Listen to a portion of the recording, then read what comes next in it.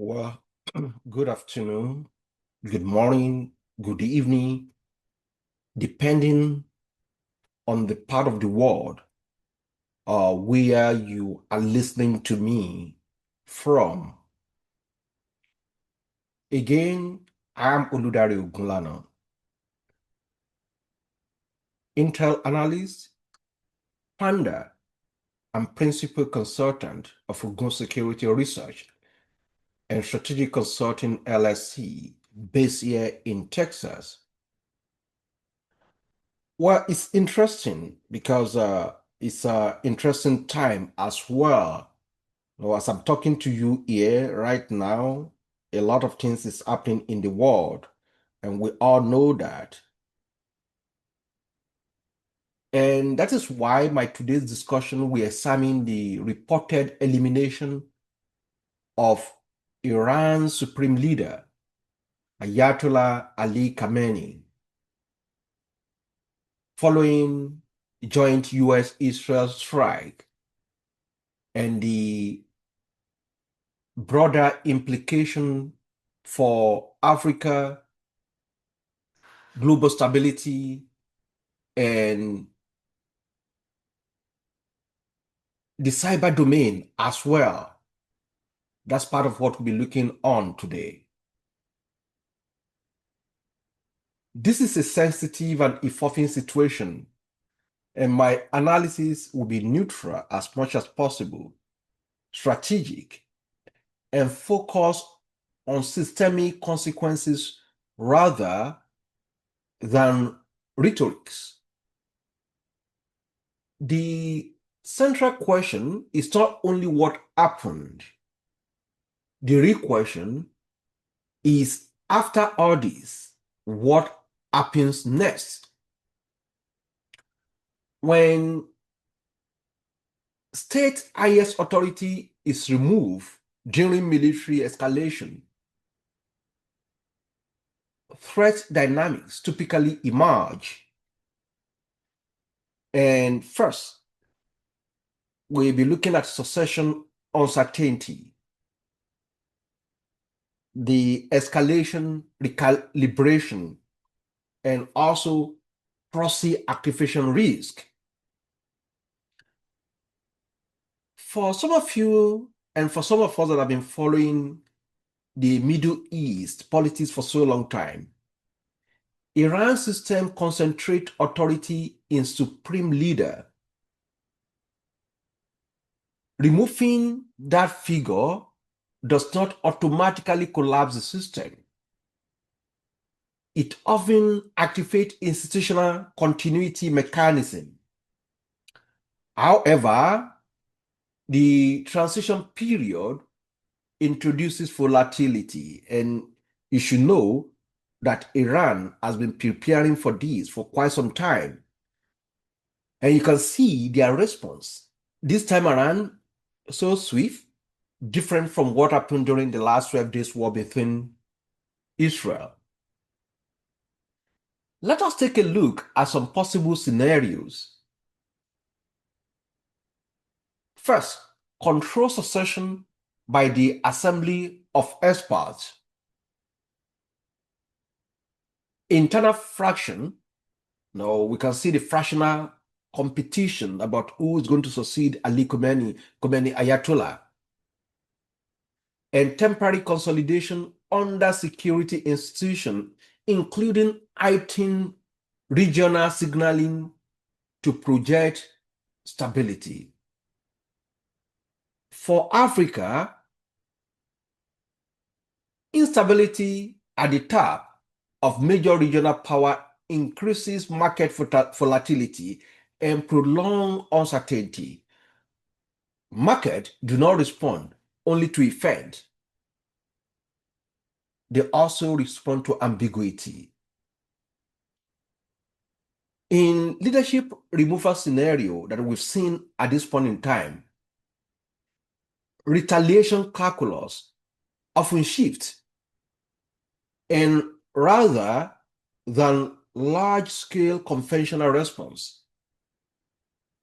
trust Iran, affected actors may expand their asymmetric operations activate aligned non-state groups, and increase cyber operations targeting or conduct symbolic attack. They target symbolic interests abroad. And this does not mean that escalation is inevitable. It means deterrence become less predictable. And that is where I want Africa to watch.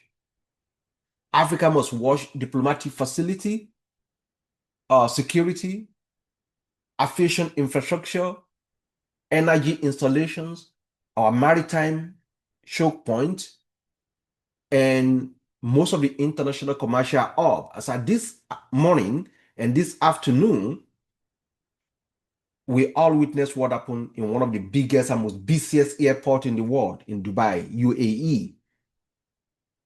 Africa's exposures lies not in direct battlefield involvement, but in those strategic spillover. I can tell, and we can see energy markets, the price uncertainty instantly.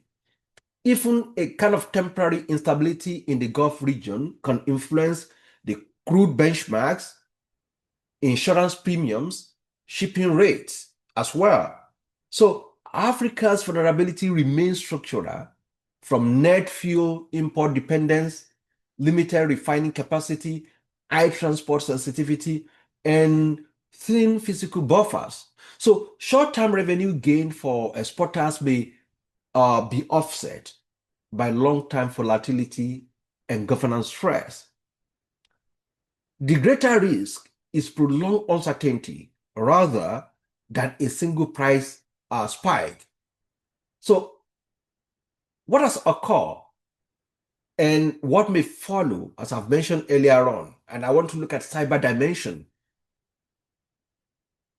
Modern conflict environment include digital operation alongside kinetic events, and cyber activities serve multiple objectives, including disruption, signaling, psychological influence, retaliation, deterrence messaging.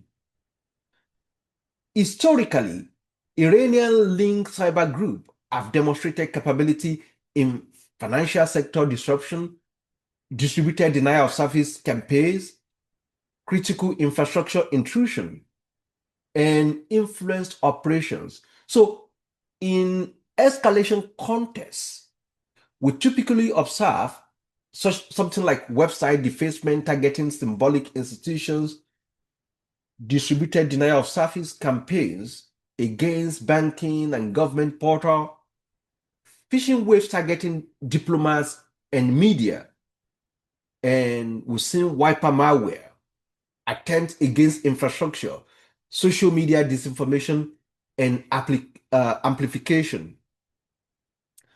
We are already seeing heightened digital activity across those regional networks. And Africa, we have to assume increased phishing targeting ministries, parastatals, financial service probing, attempt to exploit unpatched public-facing systems, information influence operations designed to polarize domestic audiences. And cyber operations are attractive because they allow signaling without crossing certain threshold.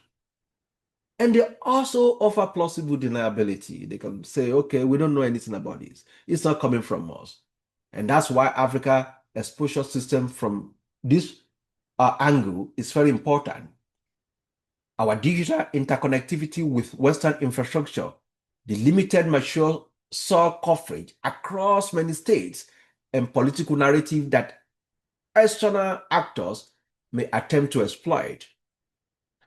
With that, we need to set our priority right.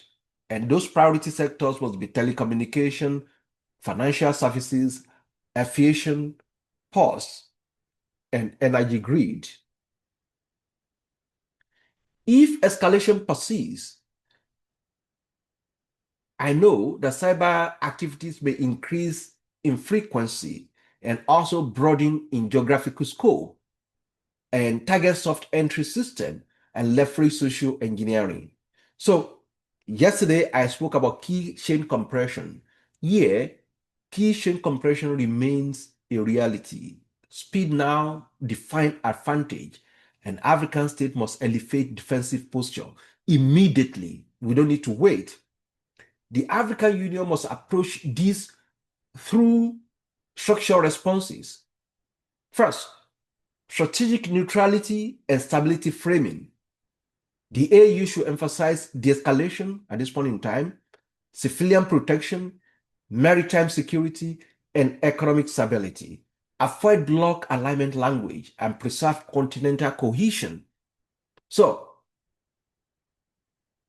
I recommend a kind of 30-day continental alert level increase with continuous SOC monitoring, multi-factor authentication enforcement for privileged accounts, immediate patching of internet facing systems, and centralized threat intelligence sharing and public awareness advisories.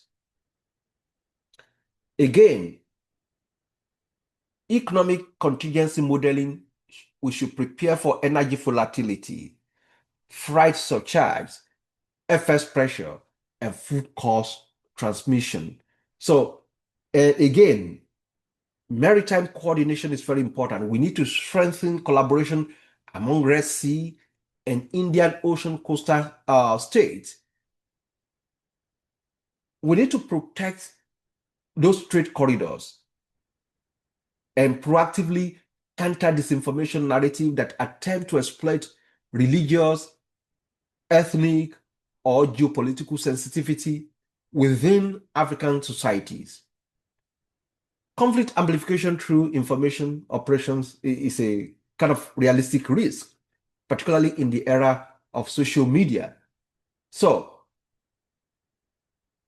here are broader strategic lessons from all these. This movement underscores several structural realities. Africa remains exposed to external energy shocks. That's the reality. Digital resilience is now a national security. Maritime security equals economic stability, and strategic autonomy require preparation, not just rhetorics. And leadership elimination event create temporary shock waves. And what define that impact is our preparedness. We need to prepare. Let me close with this.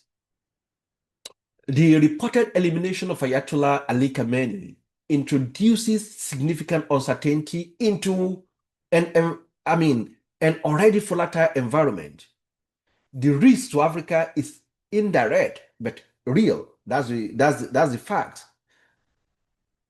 From energy volatility to maritime disruption, cyber escalation, information warfare, and economic pressure, all those are certain. And Africa cannot control the event. We cannot control it. And Africa can control its preparedness. That's what we need to do. Again, I'm Oludare Bulana. If this analysis adds value, I want to encourage you, share it with policymakers, researchers, students, and security professionals, including decision makers as well. Strategic clarity reduces strategic surprise. Again, thank you for listening.